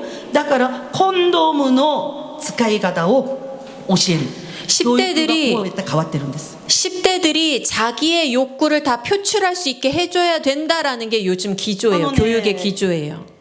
10代こう自分の体に責任が持ってない、この10代に体が要求するんだったらそれ全部してもいいよっていうことで、事故防止のためのコンドームだけをね教える。 그래서 한국에서는 공영방송에서 TV 공영방송에서 어떤 프로그램이 나오냐면 이 동성애 커플에 관련된 프로그램들이 막 만들어져서 この 나옵니다. ね韓国で今ねどういうことが起きてるかって言ったらね、このテレビというね公衆の手段ですよ。そこに同性愛者がどのように家庭を営んでいるか、愛しているか、そういうのをこう知らせる番組がある。 그리고 TV에서 고등학생들이 엄마가 되고 아빠가 된 그런 아이들이 나와서 자기 사연을 얘기하는 것들이 막 TV로 방영이 됩니다. そしてテレビでね高校生の子たちが突然妊娠して、そして突然親になって、そしてその家庭の状況がどうなっているかということをテレビの番組として放映している。 거기에 하나님의 법이 들어갈 틈이 있을까요? 皆さんこのような状況が平然としているところに神のこの律法見教えを入れる隙間があるとお思いですか？ 하나님이 이 세상을 창조할 때 하나님의 법은 무엇입니까? 神様はこの地上を創造なさった時の神様のそのね要になる法律はどういったものだったんでしょうか？ 결혼은 한 남자와 한 여자가 부모를 떠나 한 몸이 되는 겁니다. 結婚というのは神の定めによって一人の男一人の女が結婚をして二人ではなく一つになること、これが結婚の定めでした。 그리고 이 한 몸이 된 데에서 자녀가 나와서 하나님은 생육하고 번성하는 길로 성을 주셨습니다. この二人が結婚を通して一つになって、この一つになったこの体の中から子供が生まれて、この子供たち、正常な子供たちが産んで増えて地に満ちること、これを願われていたのは神の定めた結婚の制度です。 그래서 하나님께서 그 생육하고 번성을 통해서 무엇을 하시길 원하셨다고요? 바로 하나님 나라를 형성하길 원하신 겁니다. 産んで増えて地に満ちるこのことを通して神様は何を願われていたんでしょうか、ね、神の御国を神様の願う形で行っていくことを願われておりました。 원래 하나님이 원한 하나님의 나라는 어떤 나라입니까? 神様が願われた最小のこの願われた理想の国はどういう国だったんでしょうか。 하나님께서 인간을 어떻게 창조하셨냐면 하나님의 형상으로 창조했어요. 神様は人間をどのように創造したか、神の見姿に似せて作られました。 하나님을 닮게 창조했다라는 거예요. 神の姿、形に沿って創造してくださったんです。 하나님의 정의, 하나님의 거룩, 하나님의 성품이 들어가게 창조했다라는 거예요. 神様の正義、神様の聖、それが入るように神が私たちを創造してくださった。 그렇게 아담과 하와를 창조해 놓고는 아담과 하와한테 너희들 생육하고 번성해라. そのようにアダムとエバを創造した後に主が仰せられたのが埋めよ増えよ地に満ちよという言葉だったんです。 한마디로 말하면 이거예요. 一言で言うとこれです。 나를 닮은 아담아, 私に似たアダムよ、 너를 통해서 나를 닮은 자가 세상에 많아지면 좋겠어. あなたを通じてあなたに似たものがこのように産んで増えて地に満ちますように。 원래 하나님의 뜻이라면 本来の神の御胸、 하나님을 닮은 사람들이 이 땅을 다 채우는 거예요. 神に似せて作られたものが生まれて生まれて生まれてこの地上を満たすことが神様の御心でした。 원래 하나님의 뜻이라면 이 지구가 하나님 형상으로 가득 차는 거예요. 本来の神の御胸はこの地球が神の見姿形で満ちることです。 그럼 얼마나 아름다울까요, 여러분? 皆さん想像してみてください。どれだけ素晴らしい世界か。 그러면 가정에서 부부가 서로 막 소리 지르며 싸우는 일이 있을까요?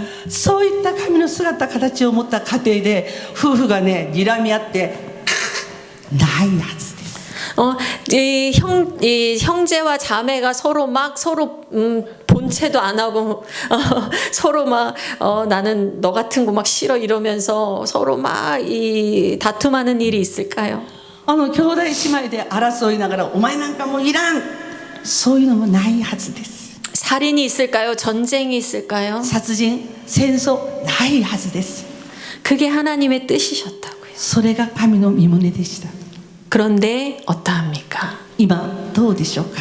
그런데 지금 이 세상의 세속화는 어떻게 가고 있습니까? この世の世俗された世はどのように今どこに向けて今生きていますでしょうか。 결혼은 한 남자와 한 여자가 결혼하는 거야 라고 얘기하면 어떻게 될까요? 結婚をね一人の男と一人の女がダンダンダダンするということをね強調していたらどうなりますでしょうか。 지금 10대들, 지금 20대들은 뭐라고 말할까요? 今の10代、今の20代に一人と一人の男一人の女だよって言うじゃないですか。なんて言うと思います？ 그건 당신이 편협한 겁니다라고 얘기할 거예요. 心狭いこと言うなって言うんです。 기독교는 왜 이렇게 편협합니까? な 얘기할 んでキリ 거예요. スト教っていうのはこうやってねこじつけが多いんだろう。 왜 사랑을 용납해주지 않습니까?라고 얘기할 거예요. たくさん愛すればいいじゃん、ね、そういう受け入れればいいじゃん。愛を盾にしてそういうことを言ってきます。 남자와 남자끼리 사랑하는 게 뭐가 나쁘다는 겁니까? 男と男愛すること何が悪い？ 여자와 여자끼리 사랑하는 게 뭐가 나쁘다는 겁니까? 女と女が、ね、美しく愛するそれが何が悪い？ 내가 당신한테 피해 준 거 있습니까? 私が、ね、男とくっついてあんたに何か被害を及びましたか？ 낙태하는 게 뭐가 잘못됐다는 겁니까? 私が怠けてあんたに何か被害がありますか？ 내가 당신한테 피해 준 거 있습니까? 私が今私のあり方で生きてあなたの、ね、何か被害を及ぼしましたか？ 그러니까 지금 세대 세속화의 이 기조는 뭐냐면 남한테 피해 안 주고 피해 안 주는 선에서 내가 하고 싶은 거 하는데 왜 상관하냐는 거죠. 世の価値基準というのはこの世俗化されたこの価値基準はですね、人に被害が及ばなければ私がやっていることに善悪を問う資格はないということなんです。 여기에 복음이 들어갈 틈이 있습니까? 皆さんこういった生き方で固まってしまった人々の中に 여기에 예수님 얘기가 들어갈 틈이 있을까요? 福音が入る隙間ありますか？ここにイエス様が入る隙間ありますか？ 지금 세계는 이런 현상 가운데 있다라는 거예요. 世界はこのような現状の中にその渦の中に置かれています。 탈기독교화가 심해지고 脱キリスト教これが深刻です。 민족주의 때문에 선교가 어려운 나라들이 있고 民族主義を掲げて選挙そのものが難しくなった国々です。 젊은이들은 세속화로 이 복음이 들어가기가 어렵다라는 この 거죠. 若者の中には世俗化されたそのね福音じゃないさまざまなものが入り込んで福音が入る隙間がなくなりつつある。 지난 17년간 저희 IM 선교회가 사역을 해왔는데요. ね17年間アイエン選挙会今まで働いてきました。 일본은 좀 저희가 늦게 왔지만요. 日本は私たちはもう本当に遅入りでございますが 그동안 필리핀, 미국, 뭐 필리핀, 중국 아메리카, 이런 데를 중국과 접근했었고 いろんな国々に私たちは行きました。 그리고 지금 또 대만, 태국, 인도 이런 곳들을 타이완, 아프리카 이런 곳들을 열어가고 タ 있습니다. イ、ね、インド、アフリカこれが開かれつつあります。 네, 지금 가장 현장의 모든 곳에 통하고 모든 곳에 지금 필요한 전략이 다음 세대 전략이라는 거. ね世界どこにいても絶対に今欠かせない今取り組まなければならないその働きがあるんですけれど次世代がいないということなんですね。だから次世代おこしがどこの国でも必要です。 지금 어디든지 탈기독교화가 되든지 뭐 어떤 현상이 일어나든지 지금 어느 나라를 가든지 가장 저희가 기독교가 전략적으로 바로 선점해야 될 곳은 다음 세대입니다. ねどこの国においても今ね私たちが取り組まなければならない第一ねその目標は何か。 次世代おこしです。 왜냐하면 기독교에서는 다음 세대가 그냥 어린 나이 사람들을 얘기하는 게 아니에요. ねキリスト教における次世代というのはもう本当に小さい世代だけを限定にしているということではないです。 기독교에서 다음 세대의 의미는 우리를 이어갈 다음을 이어갈 세대를 다음 세대라고 하는 キ 거예요. リスト教が言っている次世代というのは何かというと私の後についてイエス様を信じる世代これを次世代と言います。 제가 일본은 어떤지를 모른다고 말씀드렸는데요. 한국은 이미 신앙의 대가 끊겼습니다. ね私今日本の状況がよくまたわからないと皆さんに申し上げました。でも私がよく知っている韓国のこう事情をお話しするともうすでに次世代が途絶えつつあるもう途絶えたとも言えるような状況です。 그 사사기에 일어난 일이 지금 일어나고 있다라는 거예요. 今ね四式の中に主が予言しておられたことが今も実際に起きているということです。 이 사사기에 보면 어떤 일이 있습니까? 여호수아가 그 가나안 땅을 정복합니다. ヨシアが主にあってカナンの地を征服します。 그리고 여호수아랑 함께 가나안 땅을 정복했던 사람들이 살아있는 동안에는 하나님께 믿음을 지켰어요. ねヨシアと一緒にカナンの地に入ったその一団が生きていた時は信仰を守ることができたんです。 그런데 이 여호수아가 죽고 그 세대가 죽자 어떤 일이 일어났냐면 ヨシアが死んじゃってそしてその共にね入ったその一団も死んだ後に起きた現象です。 사사기 2장 10절에 이렇게 말해요. 四季の2章10節にこういう言葉が出てきます。 그 후에 일어난 다른 세대는 여호와를 알지 못한다. その後に起こされた世代は主を知らなかった。 여호와께서 이스라엘을 위하여 행하신 일도 알지 못한다. 主がイスラエルのためになされた技も知らなかった。 그러니까 다음 세대가 아니라 다른 세대가 일어났다고 ね 합니다. 次世代ではなく違う世代がもう生まれてしまったということなんです。 근데 이들은 하나님이 누군지도 알지 못하고 彼らは神が招き入れた地に住みながら神が誰であるかも知らない。 하나님이 어떤 일을 했는지도 알지 못한다는 거예요. 神がどんなことを自分たちの先祖にしてくださったのかもわからなかった。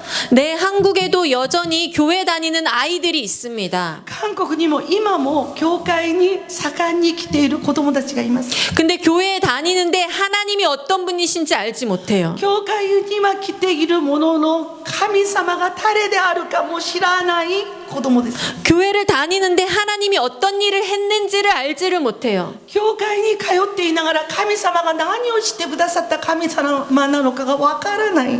그러니까 제가 여러분한테 지금 계속 얘기해온 이 구원의 목적, 하나님 나라 이런 걸 알지를 못해요. 今まで私が皆さんに申し上げた救いの目的、神の御国、その髄を知らない子たちが教会を通っている。 그래서 자기 정체성을 몰라요. 自分のアイデンティティがわからないんです。 그러니까 무슨 일이 일어나냐면 딱 부모를 떠나면 그때부터 교회를 안 다니는 거예요. ね、このことのね、検証として何が起きるか。親の話す言葉の威力は彼らに効き目がなくなった途端に彼らは教会に来なくなる。 그래서 그 시기가 고등학생에서 대학교 시기가 돼요. ね、大体その時期を見ると早い子で高校生もう大学生にいたらその時代に突入してしまうんです。 초등학교 때는 주일학교를 열심히 다닙니다. 엄마 小学校 따라서. の時にお母さんと一緒にね教会来て日曜学校にいるんですね。 중학교 때는 이제 중학생 학생 예배로 옮겨져서 다닙니다. そして中学の時は中学生のその礼拝にまた一員となって教会通ってます。 고등학생이 돼서 대학교 입시 준비를 한다고 교회를 빠지기 ね、 시작합니다. 高校になってから大体ね信仰がいい家庭の子供でも大学入試のために教会に来なくなることがしばしばになってしまうんですね。 그리고 대학생 되면은 대학교를 입학하니까 집을 떠나서 자취를 하거나 기숙사에 들어가죠. 大学生になるとそのキャンパスごとに遠いと家を離れてそこで一人暮らしをするようになるんですね。そうするともう教会とは縁が切れる。 그리고 혼자 교회를 나가겠습니까? その子供たちがね一人でね日曜日教会行かなくちゃいいえ。 하나님을 알지 못하는데 나제- 교회를 나갈 수 있을까요? 神を知らないのになんで教会に行きたいって思いが起こされますでしょう。 하나님이 행하신 일을 알지 못하는데 교회에 나갈 수 있을까요? 神がなされた技を自分がわからないのになんで教会行かなければならないという必要を覚えますでしょうか。 친구들하고 술 마시러 다니느라 바쁘죠. 友達とねもう群がって、ね、親の元離れて自由に飲んだりくれたり遊んだり忙しいです、 연애하느라 바쁘죠. ね、もう女の子の後ろを追っかけ回って、ね、そして礼拝に夢中になるんです。 우리는 우리의 신앙을 이어갈 다음 세대가 현장에 지금 있는지 돌아봐야 됩니다. 今私たちがまずするべきは私たちの振り返ってね私の信仰の後継ぎがいるかいないかそれを確認するべきです。 저는 한국의 교회들을 다닐 때 부모님들을 만나면 가장 안타까운 말이 이런 말이에요. 私がね韓国のいろんな教会に招かれていて親たちと一緒に会って本当にもどかしくて申し上げることがあるんですね。 우리 애가 교회는 열심히 다녀요. いろんなお母さんから聞いたことうちの子はね教会は一生懸命来てます。 이 말이 가장 안타까워요.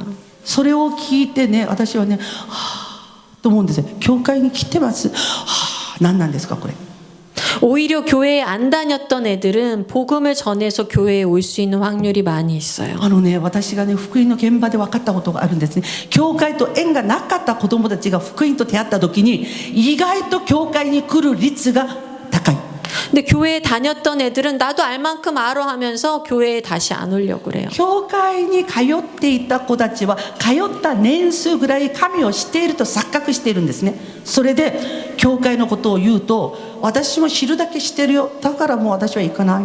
근데 그 아이들이 어렸을 때 부모가 무엇하냐면 아이들이 그냥 교회에 출석하는 걸로 만족했다라는 거예요. その子供たちの特徴というのは子供たちが教会に出席したことイコール信仰として、ね、認識させてしまったということなんです。 이 아이가 내 신앙을 이어갈 다음 세대인지에 대한 고려가 없었다라는 거죠. この子供が私の信仰を受け継いで相続者として後継ぎであるかどうかの確認がなかった。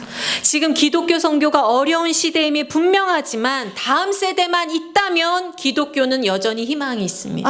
今キリスト教本当にもう大丈夫かなと思うかもしれないんですけれど、でも皆さんの後ろに次世代がいるとするんだったらキリスト教はまだ安泰です。 그런데 현장에 다음 세대가 없다면 우리는 절망을 느껴야 됩니다. でも私の後ろを見た時に次世代が見当たらないということであるならば、私たちはね、そのことそのものに絶望を覚えなければならないんです。 교회 다니는 애들이 아니라 이 아이들이 내 신앙을 이어서 예수 그리스도의 재림을 준비하는 아이들인지 봐야 됩니다. 教会に通っている出席する子供ではなく、この子供が私の信仰の後継者として続くかどうか、それを見なければならない。 여러분 교회에는 여러분 가정에는 다음 세대가 있습니까? 皆さんの教会、そして皆さんの家庭に次世代がいますでしょうか。 다음 세대 정의가 뭐라고요? 우리의 신앙을 이어갈 세대라고요. 次世代とは何か、私たちの信仰を受け継いで生きる世代です。 우리의 신앙을 이어갈 세대가 있습니까? 私たちのこの信仰を受け継いで続く継承した次世代がいますでしょうか。 이 시대의 전략이 그래서 이 다음 세대를 키워내는 기독교 교육이 우리의 전략이 돼야 됩니다. 私たちのこの時代の戦略、それは次世代を私たちが作り上げる、立て上げる、そしてその次世代を確保する、これが私たちのまずの戦略にならなければならないということです。 교회가 빨리 다음 세대를 기르는 기독교 교육에 뛰어들지 않으면요, 교회가 빨리 하지 않으면, 지금 빨리 하지 않으면 교회는 희망이 없습니다. 今いち早く教会が取り組むべきは自分の後継ぎなんですね。でこのことに取り組まないことには教会は廃れていくだけです。 우리는 유럽의 결과를 보게 될 것입니다. 私たちはこのまんまで甘んじているのならば、ヨーロッパの結果を私たちの結果として招いてしまうようなことになります。 유럽은 교회가 박물관이 됐습니다. ヨーロッパの教会は博物館になりました。 유럽은 기독교의 역사가 길기 때문에 아주 웅장한 교회 건물이 많이 있습니다. ヨーロッパに行くとですね、心は痛むんですけれど、キリスト教の歴史が本当に盛んだった、そして長かった、それゆえに本当に素晴らしい華麗な教会はたくさんあるんですね。 그런데 그 교회에 앉아 있는 사람들 중에 검은 머리가 없어요.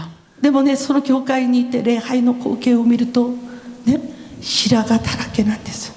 교회는 엄청 큰데 앉아 있는 수는 몇 명 안 됩니다.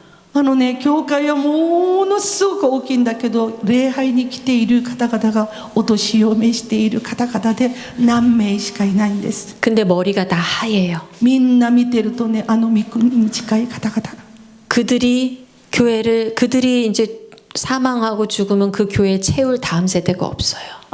彼らがいずれ教会を見守り天に召された時、教会を受け継いで守る人がいないんです。 교회가 박물관이 됐다라는 거예요. そしてその華麗な教会、歴史的な遺物が多い教会はみんな博物館化されてしまいました。 그래서 비어있는 교회들이 무엇으로 사용되냐면 카페나 디스코테 그런 것으로 사용이 됩니다. 술집으로 사용이 돼요. この教会を管理維持が難しくなって、それを手放すんですね。手放したところがカフェになったり、まだね踊り場になったり、さまざまな世の有効物に使ってしまう。 왜냐하면 교회 건물이 웅장하고 일반 사람들, 예수 안 믿는 사람들 눈에 봤을 때는 굉장히 건축이 웅장하고 멋진 거예요. もう古代のもうあらゆる記述が全部動員されて、そして作られた教会なんですよね。だから見た目素晴らしいということと、中の装飾物がもう素晴らしすぎるので、手に入れた人たちが商業目的としてそれを使うということがしばしばなんですよ。 그래서 거기 이렇게 막 큰 판에 이거 끼고 막 이렇게 음악 돌리는 사람도 있지 않습니까? 막 이렇게 돌리고 막 조절하면서 음악 막 틀어주는. 私もよくわからないんですけど、音楽を鳴らしながらミキサーしながらあんあんあんつってやってる、あれなんていうの？DJ。 DJ そう DJ예요. DJ。その DJ がそこの中に行ってもうすごいことをやってるんですね。 여러분은 DJ를 왜 하시나요? 皆さんなんで DJ をしてるんですか？ 가보셨나요? そこ行ったんでしょうか？ 그런 것들이 교회 건물을 사서 매입을 해서 그렇게 만들어 버리는 거예요. もう教会の礼拝が捧げられて尊い献金によってもう本当に華麗にした教会を人たちが忌まわしいことに今使ってるんですよ。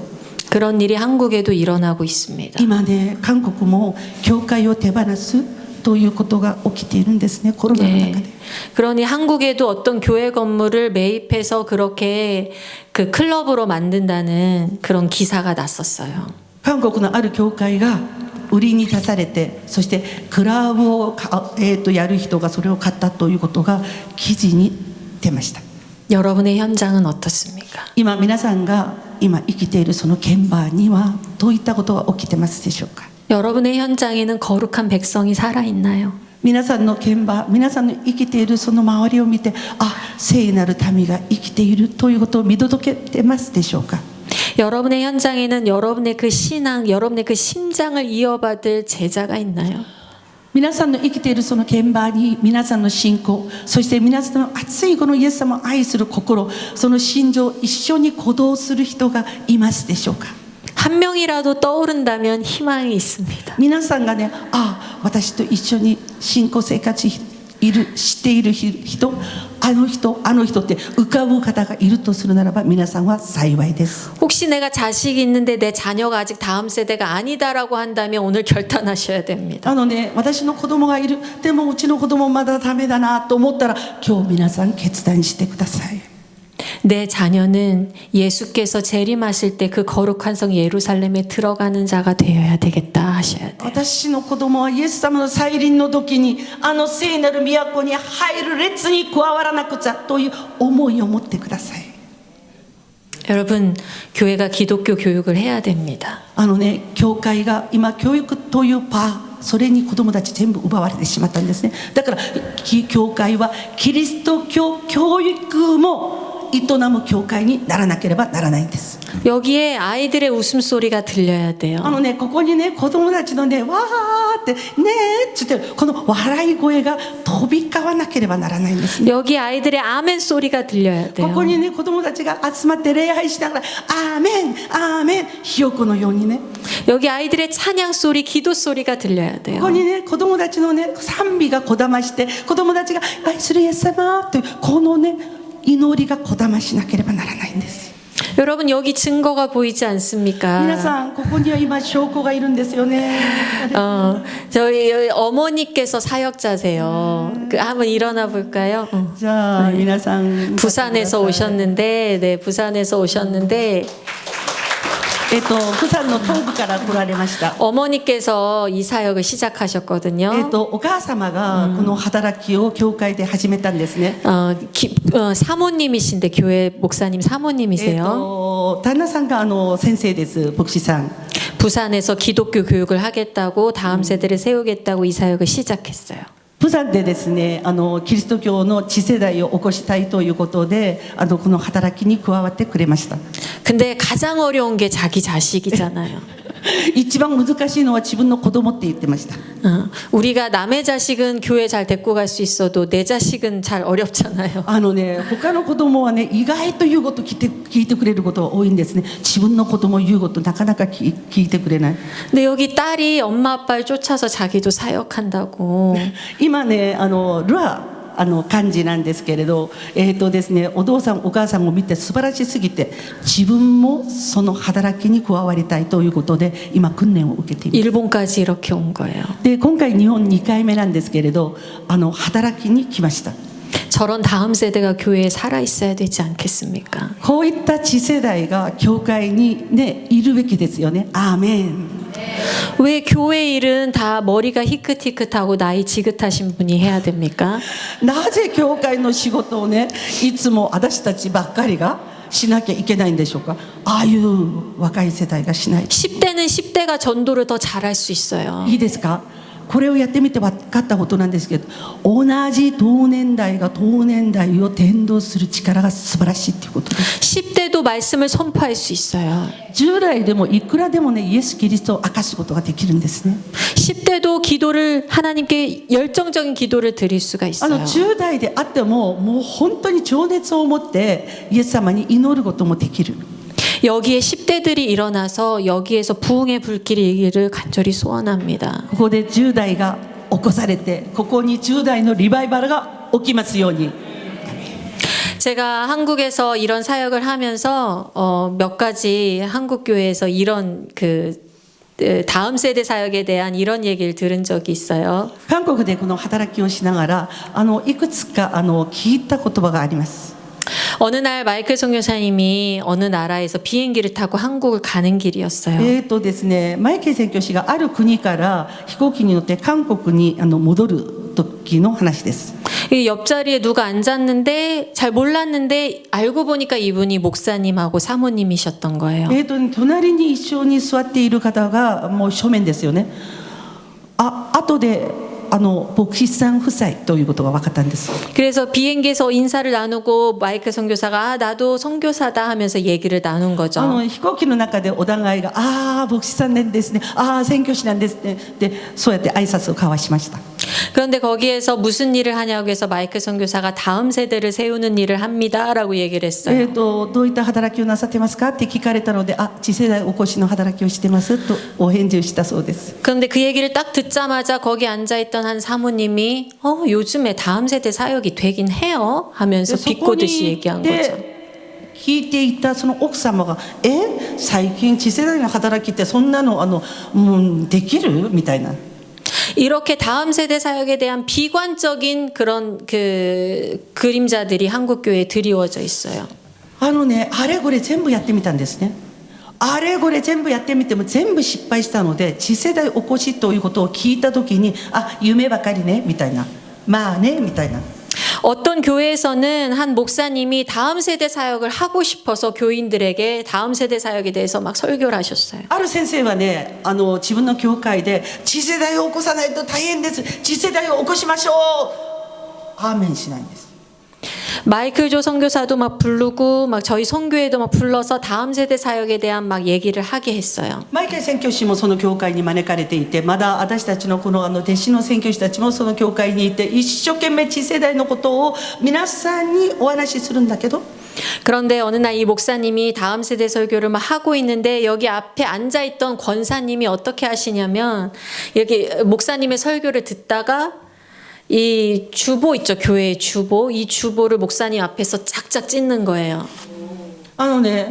次世代のためにもう本当にもう押し迫ったことですので、皆さん頑張りませんかって言って、もう一生懸命お話しして、一番前に座っていたその教会のね、中心の役割をしているある幹事さんが手法を破り始めました。 무슨 표시를 낸 거냐면, 아니 목사님, 우리 나이 때 우리 여기 있는 지금 영향력 있는 권사님, 장로님 이런 나이대 사람들을 챙겨야지 왜 다음 세대 챙긴다고 그러냐. この教会の中心人物は私たちである。そして一番大切にされなければならないのは私たちなのに、意もしない次世代のことをなんで一生懸命言うんですか。 우리한테 관심 가져줘야지 왜 어린애들한테 관심 가진다고 그러냐. 教会のために一生懸命勤しんでいる私たちに関心を持ってください。なんで意もしないね、その次世代ばっかり言うんですか。 어떤 다른 교회는 저희가 다음 세대 사역을 하기로 어떤 목사님과 약속을 했어요. ある教会はね、次世代のためにうちの教会も開始しますということをその先生と約束しました。 그런데 장로님들이 반대해서 할 수가 없었어요. 長老さんたちがね、猛反対したのでできませんでした。 왜냐하면 아이들이 교회에 드나들면 교회 건물이 망가진다는 거예요. その教会すごい綺麗。子供たちが手ったり入ったり遊んだりすると教会汚くなるから。 미안합니다. 이런 한국 교회에 있었던 안타까운 얘기만 해서. いいですか。これがね、実際的に次世代のためにあちこちに行って現場で起きたことを皆さんに今申し上げてるんですよ。 이 사람들은 다 교회를 뭘로 생각하는 거죠? この方たちが教会をどういったものとして今理解しているということでしょうか。 교회를 그냥 어른들이 모여서 문화생활하는 곳으로 생각하는 거예요. 教会、このね、理解し合える大人たちが集まって文化生活の一つとして考えているのではないでしょうか。 교회를 모여서 우아하게 그냥 목사님 말씀 듣고 우아하게 찬양하고 가는 곳으로 생각하는 거예요. ね、美しい形で子供たちがね、もう走るということもなく、静かに自分好みの礼拝を捧げて、自分好みの賛美歌をして、そしてはいアーメンつって帰るところ。 교회를 나한테 주는 목사님이 나한테 위로 주는 곳으로 생각하는 거예요. ね、教会を私が1週間疲れたこの世の生活の中から行って慰められて帰る場所として考えている。 물론 하나님이 우리를 위로하십니다. 神様は私たちをね、慰めてくださる慰め主です。 우리를 용서하십니다. 私たちを許してくださる方です。 그렇지만 하나님의 목적은 우리를 용서하는 것뿐만 아니라 우리를 하나님의 백성으로 회복해서 하나님의 비전 주기를 원하십니다. 神様は私たちを許すということで終わったんじゃなくて、神の民として神の似姿を回復させて、そして世においてさらなる御国を拡張することに私たちが働くことを願われている。 우리를 하나님의 일꾼 삼으시길 원하십니다. 神に代わって働く道路者として神様は私たちを願われている。 우리 한 사람 한 사람의 손을 사용해서 하나님께서 이 교회를 통하여서 열방의 구원의 복음이 전파되길 원하십니다. 私たち一人一人のさまざまなそのタラントを用いて国々に対して私たちの住んでいるこの地域に対してこの教会に対して働くことを願われている。これが神様の御心なんです。 그런데 지금 당장은 우리 교회가 어려움에 처해 있다는 거예요. でも今私たちの教会の秩序を見ると私たちの教会は今困難に満ちている。 교회가 힘을 내서 열방으로 나아가야 되는데 어떤 어려움이 있냐면 우리의 신앙을 이어갈 다음 세대조차 없다라는 거예요. 私たちの教会は今ね、身近にということではなく今であるならば私たちは国々に対しての宣教に働くものとしていかなければならないのに、今私たちの身近なものに福音を述べ伝えなければならない状況に置かれている。 우리가 죽으면 우리를 대신해서 이 자리를 채울 자들이 없다라는 거예요. 私たちが死んだ後に私の代わりに私の場所に座って主に礼拝する者がいないということです。 여러분이 언젠가 천국에 가고 교회가 떠났을 때 이 자리가 비어 있길 원하십니까? 皆さんがいつの日か神の御所に行ってしまった時、この皆さんが座っている場所が空席のまんまでいいことでしょうか。 여러분의 자리를 채울 제자를 세우십시오. 皆さんが座っているその教会の場所、その座っている場所を必ず後継ぎを作ってください。 여러분의 자리를 채워서 열방으로 나아갈 제자를 세우십시오. 皆さんのその座っている場所からその信仰が育ち、その場所だけを満たすものではなく国々に出ていて主の福音を満たすものを皆さん育ててください。